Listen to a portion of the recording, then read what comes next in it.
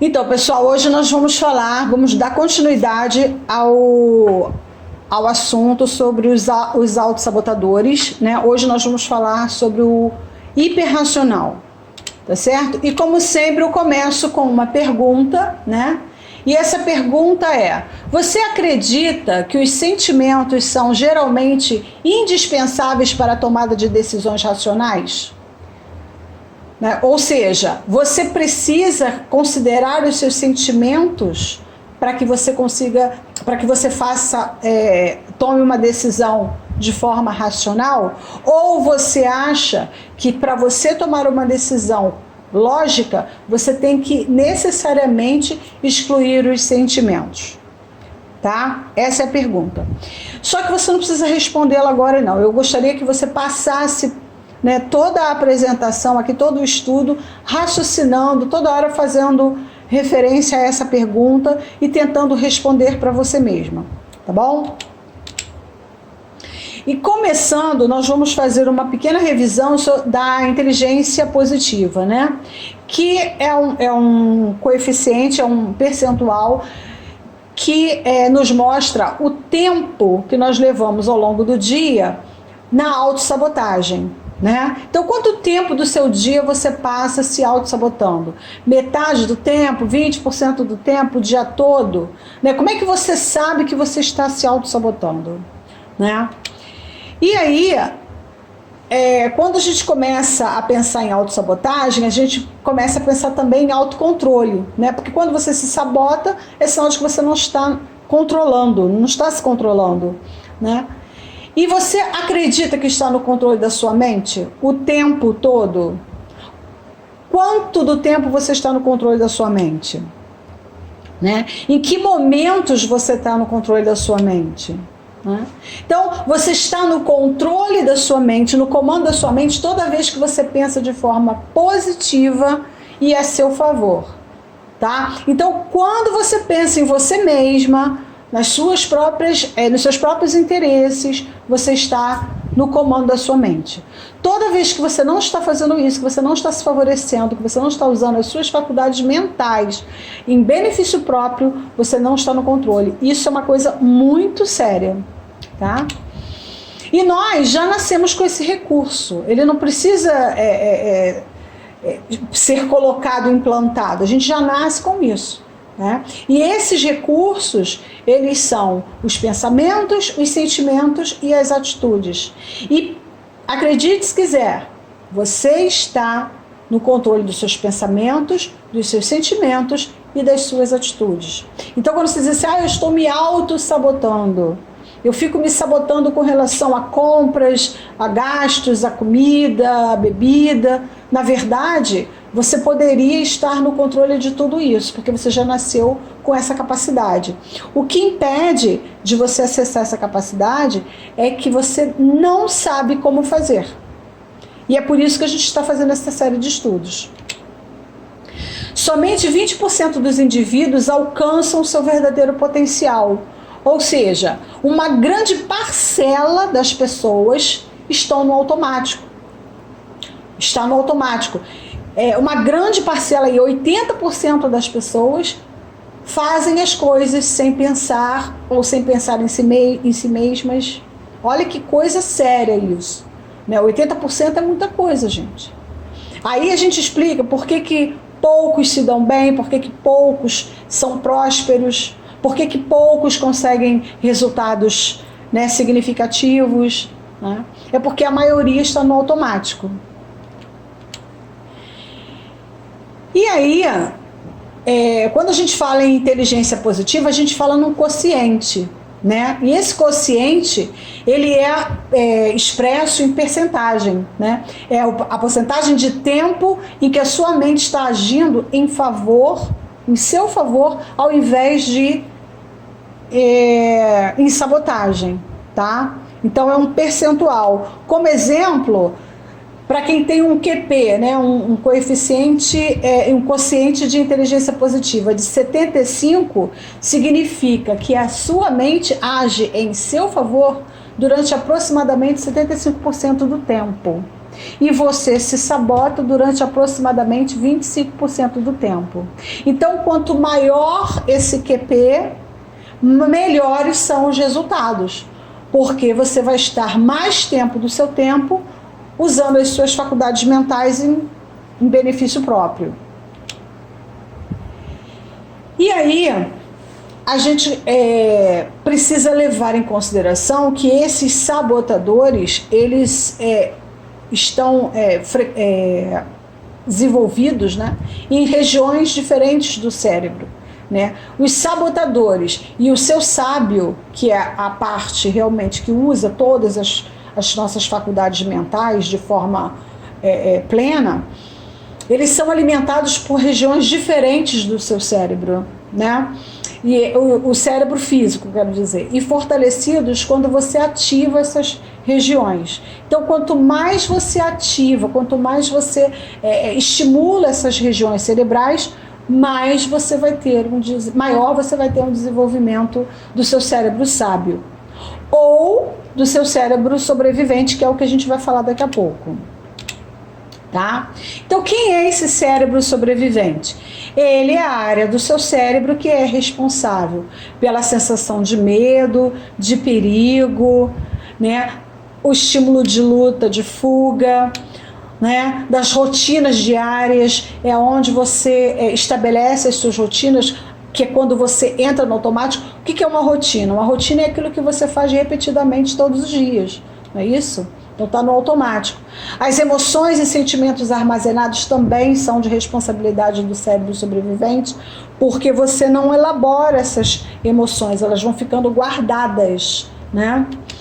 E ele é chamado de cérebro crítico e está no hemisfério esquerdo do seu cérebro, no lado esquerdo. Em contrapartida, nós temos o chamado cérebro sábio, né, que rege os nossos pensamentos mais elaborados. Ele é mais sofisticado, é mais evoluído em termos de sinapses.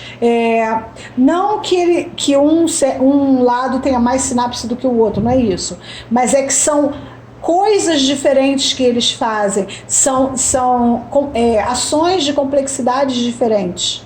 Entendeu? Então o cérebro sábio, ele tem ações mais sofisticadas e elaboradas, né? Ele não tem aquela coisa da rotina, da repetição, né? Ele a todo tempo ele está criando novas sinapses, ele está aprendendo o tempo todo, né? Então ele é mais evoluído, ele já estabeleceu relação de empatia, então ele consegue se colocar no lugar do outro, fazer uma análise crítica, sistêmica das situações, né? Ele é o responsável também pelas descobertas, pelas curiosidades, né? É através do hemisfério direito que você procura soluções novas para as novas circunstâncias que vão acontecendo. Ele é chamado de sábio e ele está do lado direito do nosso cérebro, certo? E aí, gente, quando que o nosso cérebro sobrevivente está no comando, né? Quais são as reações que nós temos? Quando ele está no comando, o que nós sentimos? Bioquimicamente falando, quais são as substâncias que nós liberamos? Tá? E aí nós temos um alto nível de cortisol, de noradrenalina e de dopamina. Então, toda vez que você está com esses hormônios e neurotransmissores em alta, significa que você está estimulando o cérebro sobrevivente. E aí você apresenta alguns sintomas, tá? Então, quais são esses sintomas? Estado permanente de atenção e insatisfação, mal-estar, insônia, cansaço, estresse, cortisol altíssimo, com certeza você vai estar estressado, alteração dos batimentos cardíacos, respiração acelerada, contração muscular, né? Então o corpo ele está todo alterado, ele está cheio de sintomas. Então, quando nós temos um ou outro desses sintomas, mas por coisas pontuais, aí você entende que não foi por causa de estímulo ao cérebro sobrevivente, foi porque você realmente teve algum problema. Por exemplo, fui dormir tarde porque eu tinha que terminar um trabalho. Aquilo ali era uma coisa que você tinha que fazer para você realmente receber um dinheiro ou entregar, receber uma nota, enfim. Aquilo ali é pontual. Agora, quando você tem insônia por muito tempo, né, por preocupação, então isso significa que o seu cérebro sobrevivente está no comando da sua vida, naquele momento, naquela época, naquele período. E o cérebro crítico, que é o sobrevivente, ele não roda sozinho, ele não trabalha sozinho, ele tem uma série de apoiadores, a gente chama de apoiadores, né? Que são atitudes mentais, são programações que ajudam esse crítico a tomar decisões. E essas decisões, elas focam apenas na sobrevivência e no menor gasto de energia possível. Por quê? Porque quanto menos energia você gasta, mais tempo, mais tempo de vida, teoricamente, você tem. Você economiza energia o tempo todo, né? E aí, nós temos aí 9 sabotadores, né? 9 programações. Nós já vimos 5, né, que foi o prestativo, o insistente, que também é chamado de perfeccionista, hipervigilante, controlador, hiperrealizador. Nós vamos ver o inquieto, o vítima e o esquivo, e hoje nós vamos ver o hiperracional, tá? Como vocês sabem, o cérebro sobrevivente, ele não foi colocado na gente, né, pelo Criador, por mal. Ele tem um objetivo, né? Nós precisamos ter esse cérebro crítico ativo porque nós realmente precisamos sobreviver. Isso é o natural. O problema é quando isso fica em exagero, quando nós ficamos muito tempo preocupados em sobreviver, entendeu? Uma forma muito primitiva de levar a vida, porque você não pode ficar só focado em sobreviver. Não é mesmo? Então, nós tivemos, em princípio, essa programação do crítico, né, e do racional, e, enfim, de todos eles, para nos ajudar. Então, qual é a intenção positiva dessa parte? Qual é o benefício de você ter um lado seu, uma parte sua que seja racional? É garantir que o bom senso e a lógica sejam usados na tomada de decisões, né? Então, um exemplo que eu dei hoje de manhã, e é um exemplo que eu posso repetir aqui, você não vai sair à noite num local sabidamente perigoso, desacompanhada, né? E portando joias, né? Não faz sentido você fazer isso. Você vai estar se expondo a um risco que pode não ser necessário. Então você precisa de um cérebro crítico racional para você fazer certas elaborações e preservar a sua vida. Então tem que usar o bom senso e a lógica, tá certo? Então nesse ponto você precisa dessa parte, né? O problema é quando isso fica em demasia, como todos os sabotadores que nós vimos até agora. Eles têm uma parte positiva, todos eles têm. O problema é quando isso passa do normal e acaba nos limitando e nos paralisando. Porque a gente já viu também aqui em outros estudos que você luta, foge ou paralisa quando você está sob o efeito, sob o comando do cérebro sobrevivente, né? Tem gente que paralisa, não tem ação, fica sem ação, fica paralisado ali, né? E aí neutraliza todas as suas ações para que você dê um passo à frente, para que você evolua, né? Então a parte positiva é o bom senso e a lógica, né? Descrição. Qual é o foco dele? Ele tem o foco intenso e exclusivo no processamento racional de tudo, incluindo relacionamentos. Então tudo para ele é explicado pela lógica, tá? Ele pode ser percebido como frio, distante, intelectualmente arrogante. Então, a pessoa que tem o hiperracional muito alto, muito no comando, é uma pessoa fria, que não se aproxima muito das outras e tem um certo nível de arrogância, como a gente já viu. Quais são as características do hiperracional? Ele possui uma mente intensa e ativa, né? Às vezes passa por intelectualmente arrogante ou dissimulado, porque ele usa muito a razão para se beneficiar. É reservado e não deixa muitas pessoas conhecerem seus sentimentos mais profundos. Ele se fecha. Em geral, mostra os sentimentos por meio de paixão pelas ideias, não pelas pessoas. Então é um apaixonado por ideia, por filosofia, por um dogma, enfim. Mas pessoas não.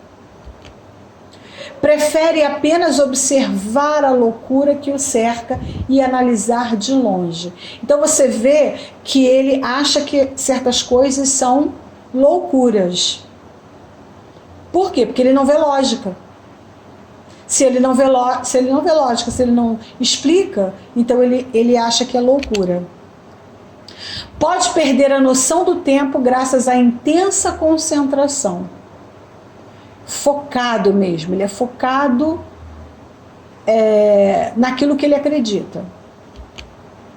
Tendência forte para o ceticismo e debate, ou seja, ele não acredita muito nas coisas, ele não é aquele do crer para ver, não, ele é do ver para crer e adora um debate.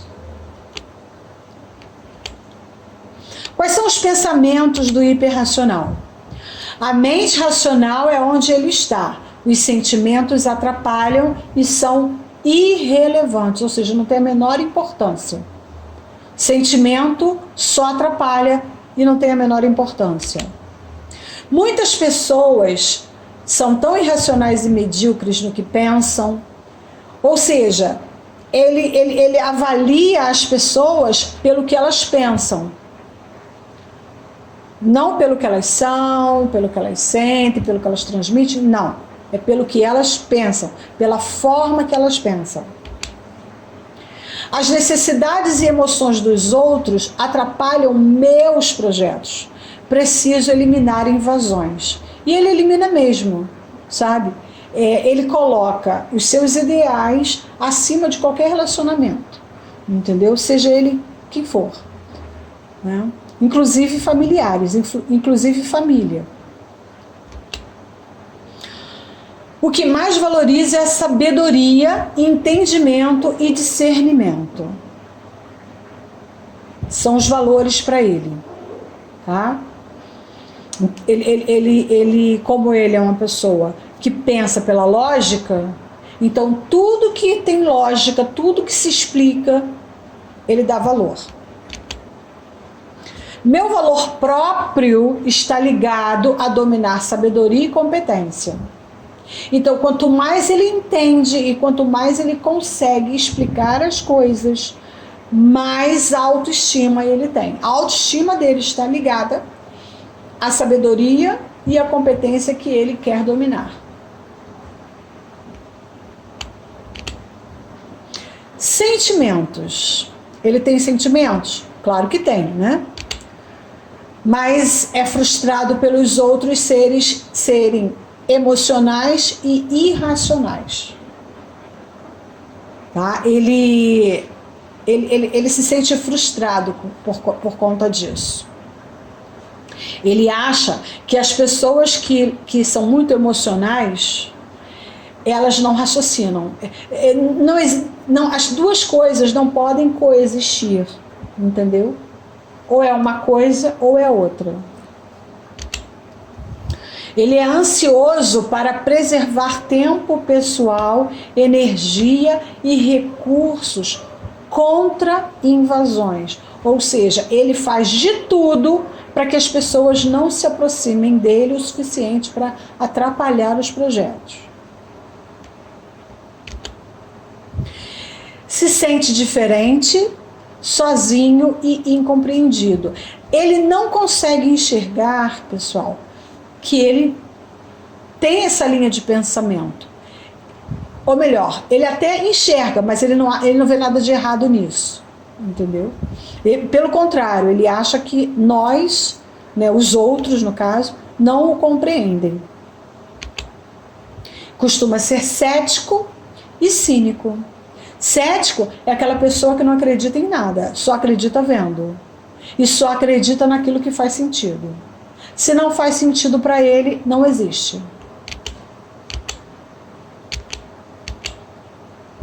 Mentiras para justificar as atitudes. Quais são? A mente racional é a coisa mais importante. Para ele é mesmo. Tá? É o valor que ele tem. Ela deve ser protegida da invasão desagradável das emoções e necessidades confusas das pessoas para que consiga concluir o trabalho. Então ele acha que as pessoas são invasivas no que diz respeito a sentimentos, né? É aquela pessoa assim que acha que tudo muito passional, tudo muito emocional. Então ele é aquele cara assim, ou aquela mulher, né? Que tanto faz, que se afasta mesmo. Ele acha que ele precisa se proteger de pessoas assim, senão ele não consegue resolver e chegar resolver as questões e chegar onde ele quer. Impacto em si mesmo e nos outros.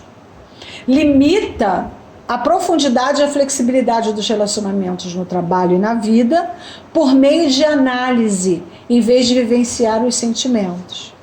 Né? Então ele não vai muito fundo, muito profundamente nos relacionamentos, não. É tudo muito superficial. Então ele não tem amigos em lugar nenhum.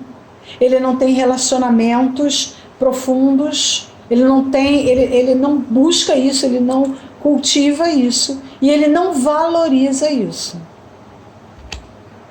Intimida as pessoas com mentes menos analíticas. Né? Então aquelas pessoas assim que não acompanham muito o raciocínio, que são mais criativas, né? Porque o contrário do racional é exatamente o criativo. O criativo, o que ele faz? Ele procura resolver suas questões do jeito que elas aparecem e do jeito que dá para ser. E de acordo com aquilo ali, ele, vai. O racional não. O racional ele só faz de forma metódica, do jeito que ele acha que vai dar certo, porque tem lógica. O criativo não. O criativo ele pega uma coisa daqui, outra dali, um pensamento dali, faz, não deu certo, ele vai adaptando, ele vai consertando no meio do caminho e vai. Esse é o criativo. O racional jamais faz isso. Ele não age se ele não acredita que aquilo tem uma lógica para dar certo. Entendeu? E é aí que está a limitação dele. Desconstrução. Como é que você desconstrói essa programação? Praticando empatia. Por mais que a gente acredite que o outro está sendo muito emocional, muito passional, né? Não tem muita coerência, a gente precisa praticar a empatia, a gente precisa se colocar no lugar do outro. E toda vez que você faz esse movimento, né, de se colocar no lugar do outro, você está acionando o cérebro sábio, porque essa é uma competência dele.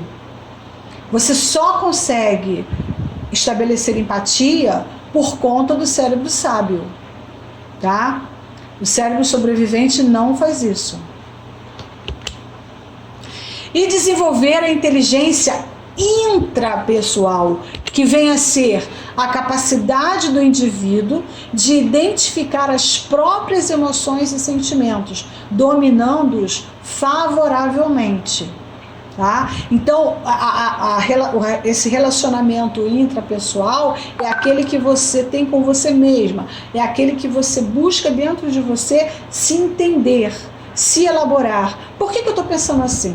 E a gente agora está vivendo muito uma oportunidade de fazer isso, porque esse isolamento social, né, ele está obrigando as pessoas a se olharem, né? Porque elas não estão podendo focar muito em coisas, né, de fora, não tem muitos estímulos de fora, não sai, não vê gente e tal. Então nós todos estamos tendo que nos reencontrar. E eu acho que é por isso que muitas pessoas estão com dificuldade de passar por essa fase, né? Porque você vai empurrando com a barriga, você vai deixando para lá, você vai vivendo a vida do jeito que ela se apresenta e você vai deixando os sentimentos e as emoções armazenadas. Lembra que lá no primeiro slide, nos primeiros slides nós vimos que o cérebro sobrevivente, ele é responsável por esse armazenamento de emoções.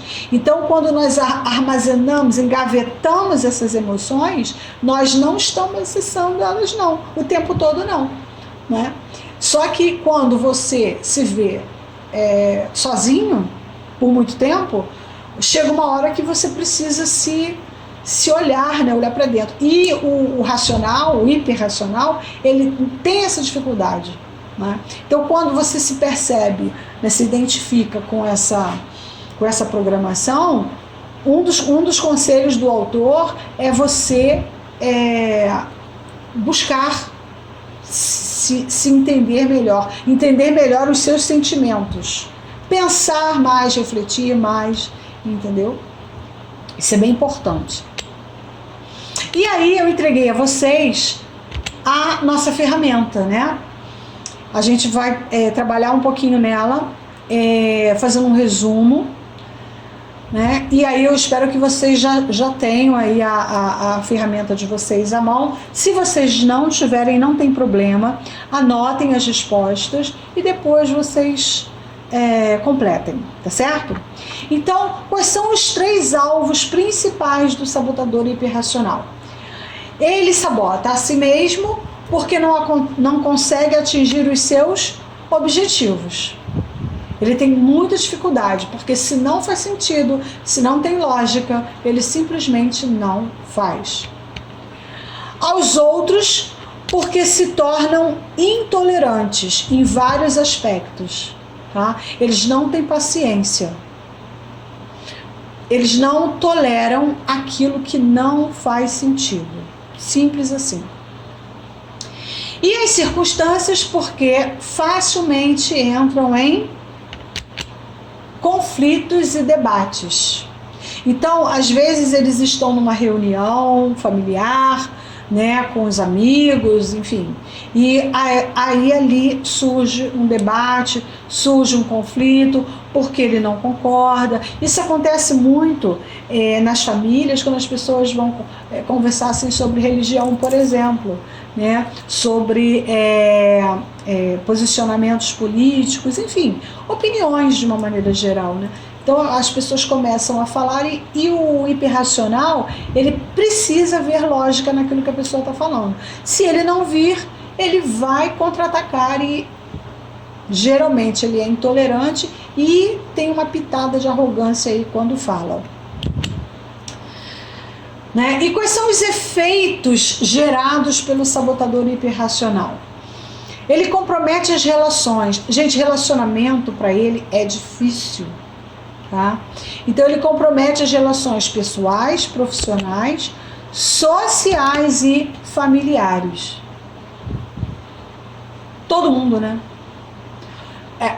Aliás, eu não sei se vocês perceberam, mas todos os sabotadores, todos eles, estudados até agora, eles impactam nesses relacionamentos aí, pessoais, profissionais, sociais e familiares, né?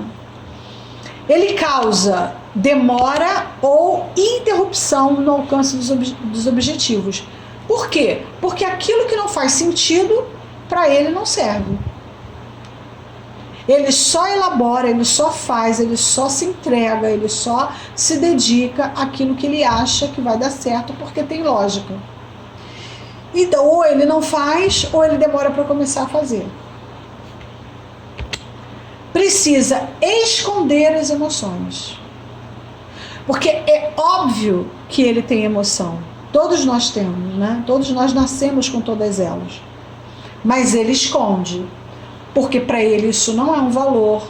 Porque ele acha que isso é ser irracional. Tá? Promove o distanciamento das pessoas. Tá? Então ele procura se afastar mesmo. Ele não quer aproximação, ele não quer envolvimento, porque ele não quer que as pessoas comecem a percebê-lo melhor. Atribui falta de conhecimento às falhas dos outros, bem como às próprias falhas. Então ele acha que toda falha, todo erro foi por causa de falta de conhecimento, falta de lógica. Certo? Número 6, ele perde a noção do tempo devido à intensa preocupação em explicar as coisas. Ele se explica muito. Ele procura lógica. Ele procura estabelecer lógica e equilíbrio nas coisas. Sempre. Sempre. E ele perde a noção do tempo fazendo isso. Ou seja, ele gasta muito tempo, né? 7. Não tem fé ou desenvolvimento espiritual consistente. Isso aí é um parêntese meu. Eu acredito que ele tenha fé, mas a fé que ele tem é só naquilo que ele consegue explicar. Essa fé aqui é uma fé relacionada à espiritualidade, né?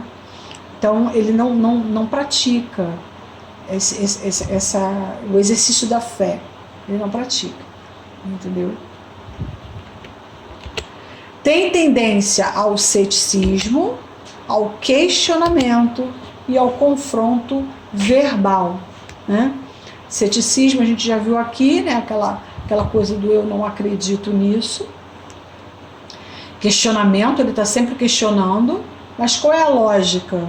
Qual é o raciocínio? Né? E confronto verbal, porque ele está sempre pronto para debater com você.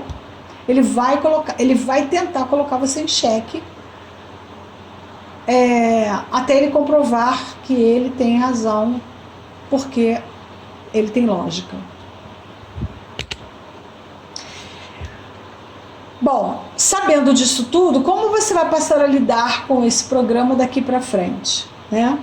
Primeira coisa, como foi em todos os anteriores, é identificando o momento exato em que o programa começa a atuar. Isso é muito, muito, muito, muito importante, porque quando você percebe que você está sendo muito racional, não está ouvindo o outro, não está levando em consideração as outras partes, você precisa, opa, eu estou sendo racional demais. Segundo, fortalecendo o estado de ego adulto, onde a empatia e as emoções sejam acessadas. Gente, o Criador não colocou no nosso cérebro as emoções se elas não fossem importantes. E todas as emoções também têm uma intenção positiva. Então nós precisamos das emoções, dos conhecimentos, da lógica, do discernimento, né? Precisamos colocar isso tudo junto e fazer uma análise crítica, porque é assim que o cérebro sábio atua, lembram? Né? Então, quando você fortalece o estado de ego adulto, né, que é o nosso Google interno, né, o nosso sabe tudo, né, nós precisamos que ele faça isso, né, que ele dê aquela parada. Não, eu estou sendo muito racional, então eu preciso me colocar no lugar do outro, tentar entender o que ele está passando, né, e a partir daí evoluir para as próximas etapas. Entendendo que nem tudo tem explicações ou precisa ser explicado para acontecer, né? Porque o hiperracional, ele é assim, ele acha que tudo tem que ter uma explicação, tudo que tem que ter um motivo, tudo tem que ter um desdobramento, tudo tem que ter uma lógica, né? E às vezes não tem, gente. Ou às vezes até tem, mas naquele momento você não vai conseguir enxergar, você só vai conseguir enxergar aquilo dali a algum tempo lá na frente, né? E tá tudo bem, sabe? A gente não precisa se castigar por causa disso. O fato de você não saber explicar uma coisa agora não significa que daqui a 1 mês, 2 meses, daqui a 3 anos, sei lá pra frente você não vai conseguir. O importante é você conseguir elaborar isso agora, fazer agora, né? Então nem tudo tem uma explicação lógica, nem tudo precisa ser explicado para acontecer, mas do ponto de vista dele, tem, né?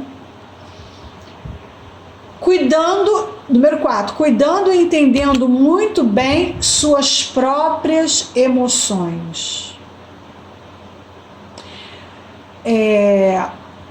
Que foi aquilo que nós questionamos no início da sessão, né? Você acha que levar os sentimentos em consideração atrapalha você ter uma visão lógica e racional das coisas?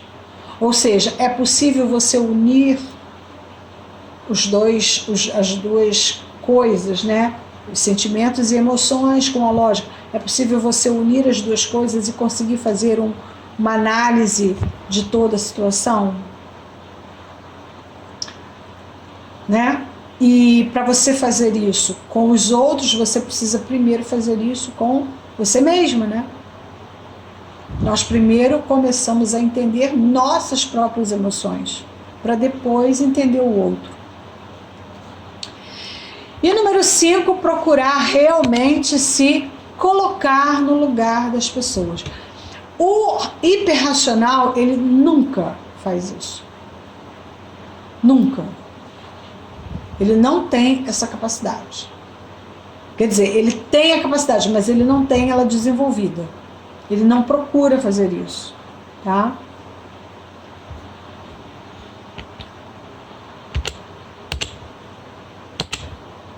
Bom, qual seria o nosso plano de ação?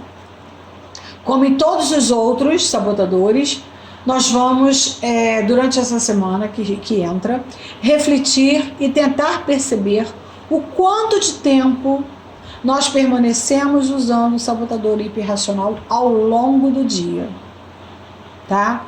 Quanto tempo você fica racionalizando as coisas, procurando explicação das coisas, parada ao invés de agir, porque você está pensando, né? Raciocinando, mas não de forma a ver a melhor maneira, não. Mas raciocinando assim, eu não vou conseguir porque eu não tenho isso, não tenho aquilo, então não faz sentido eu isso, eu não, entendeu? E sempre atenta ao fato de que você está sendo privado de fazer as coisas porque você não está dando continuidade. Você parou ali, você paralisou ali por causa do fato de estar hiperracionalizando as coisas. Como essa prática tem impactado os seus resultados? Se você vem fazendo essa hiperracionalização das suas coisas, como é que isso tem impactado nos seus resultados? Será que você está paralisado por muito tempo? Será que você não parou aí projetos importantes da sua vida por conta desse tipo de atitude mental? E ao longo dessa semana eu gostaria que você anotasse, né, quantas vezes você acionou esse sabotador, você parou e você se percebeu fazendo essa análise hiperracional das coisas, tá? Importante demais que você anote. Eu sei que você já tem aí que anotar sobre todos os sabotadores que nós já trabalhamos, né? Só que tem uns que nós temos mais, outros nós temos menos, né? Eles são mais fortes, porque vai depender da forma que nós fomos criados, né? Então, se você foi criado por pessoas hiperracionais, a tendência é você ser assim também, né? E às vezes você não foi. Então, às vezes você tem ele, mas você tem ele mais baixinho. Quer dizer, na verdade, todos nós temos todos, né? Só que uns mais fortes do que outros. Mas então, essa semana toda que entrar, você vai trabalhar o hiperracional, tá? E aí agora, eu gostaria que vocês comentassem, fizessem perguntas aí,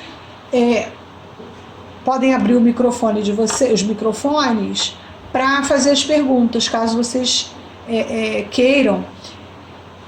E se você não tiver nenhuma pergunta para fazer, né, falar se saber mais sobre esse hiperracional fez alguma diferença para você. Podem falar.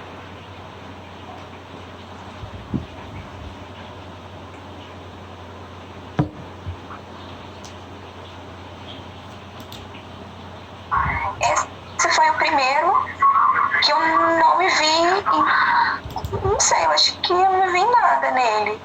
Quem tá falando? Os outros, Gisele Pessoa.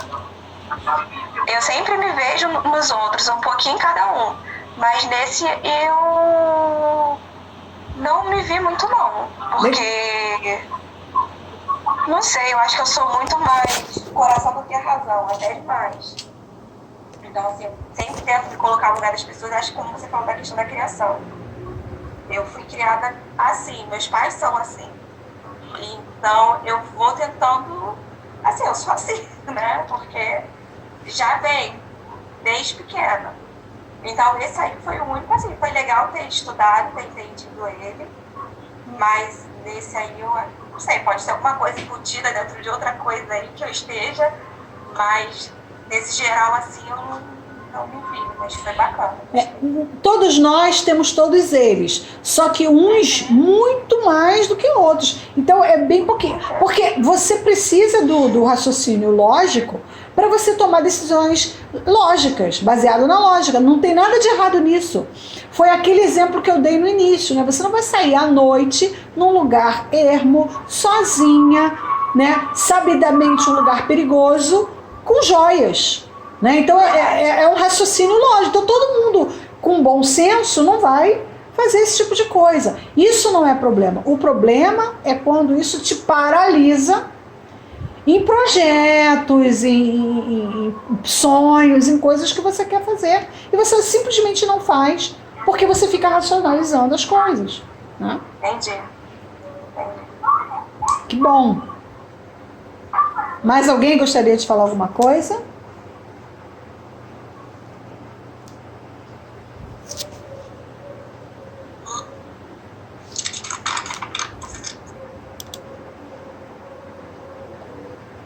Oi, não. Oi, tudo bom? É a Cristiane. Tá? Oi, Cris. Oi, Cris. Realmente, a gente tem um pouco de cada um, mas o hiperracional, eu acho que é difícil no momento que a gente tem que fazer mudança, ou então entrar em um projeto novo. Porque aí entra o hiperracional, a gente fica pensando, será que vai dar certo?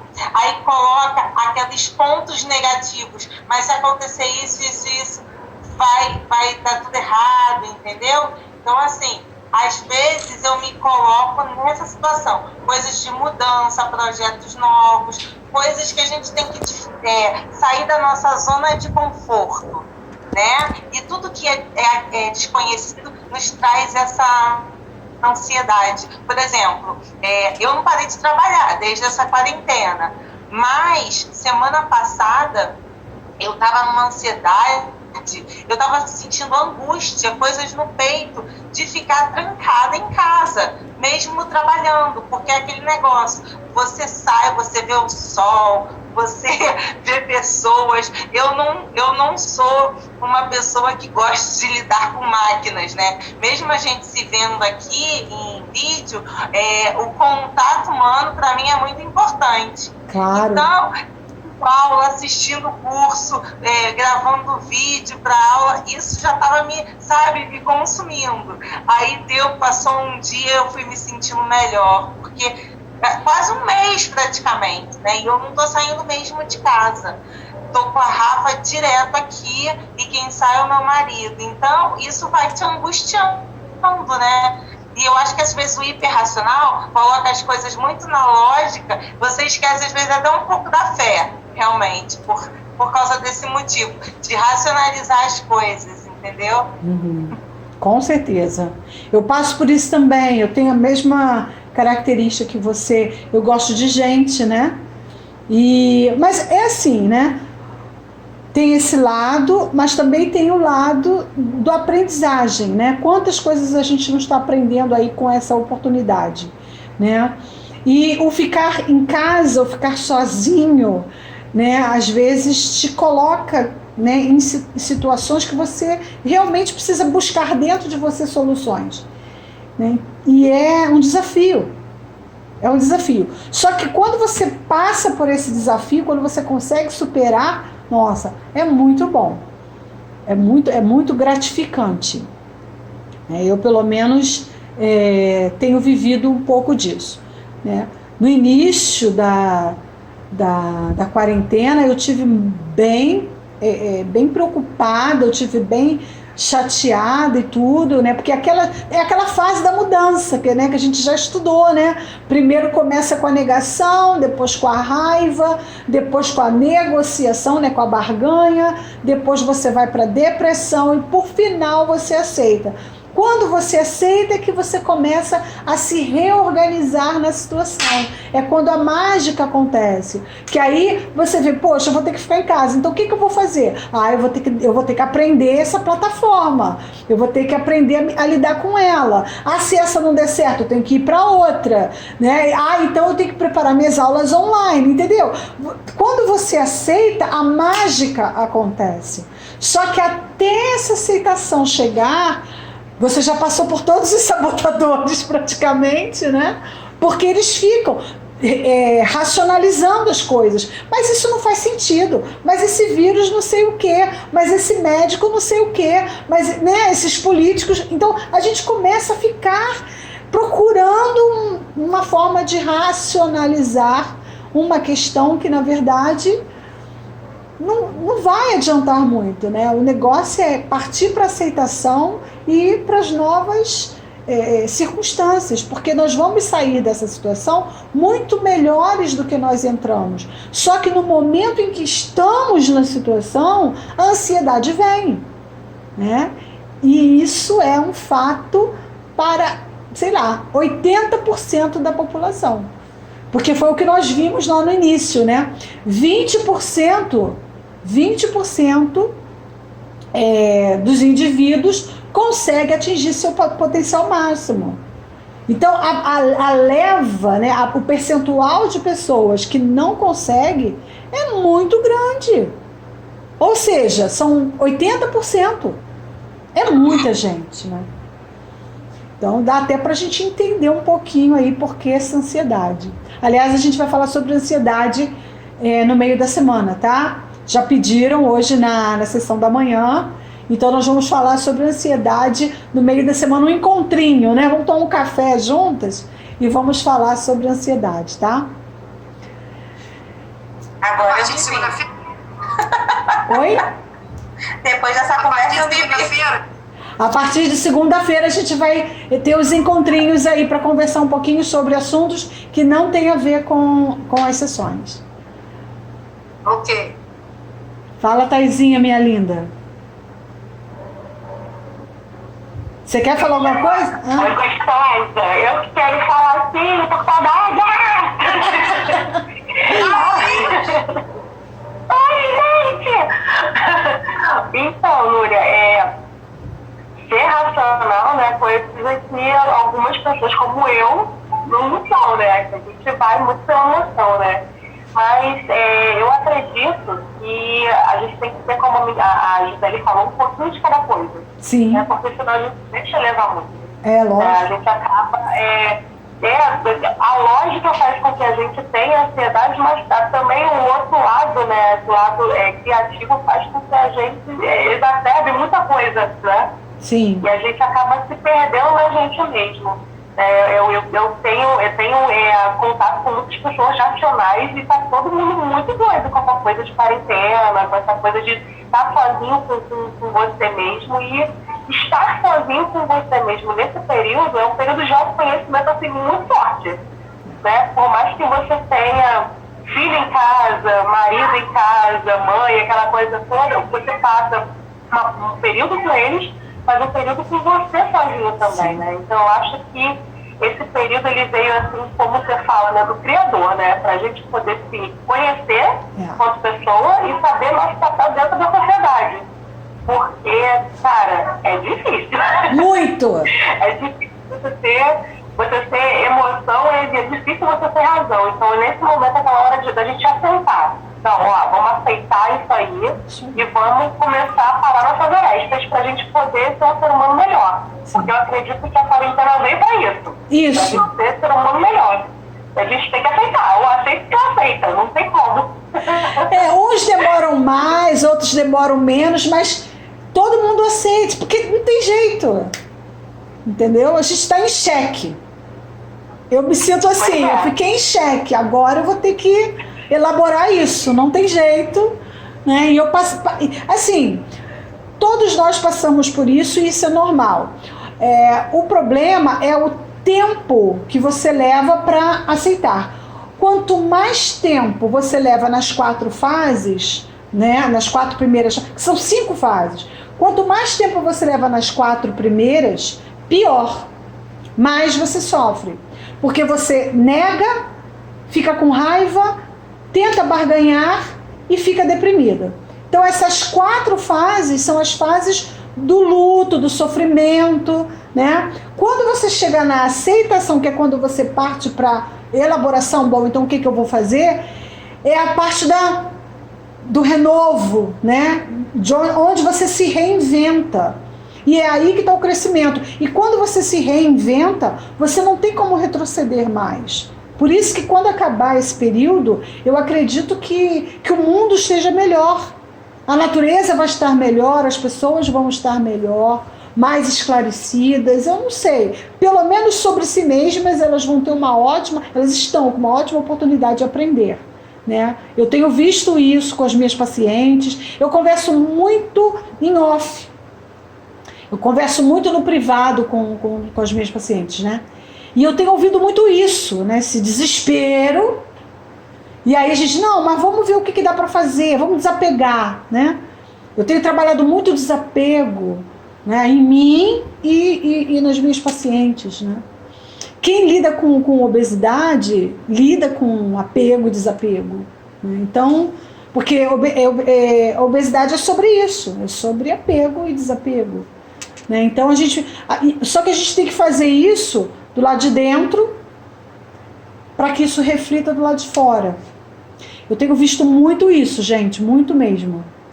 Entendeu? Inclusive, esse é um outro tópico que eu gostaria de conversar com vocês depois, nos encontrinhos aí. E vocês, por favor, mandem tópicos para os encontrinhos, tá? Que eu vou colocar nos grupos para a gente se encontrar e bater papo.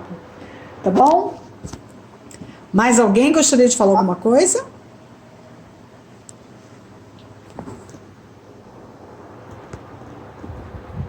Oi!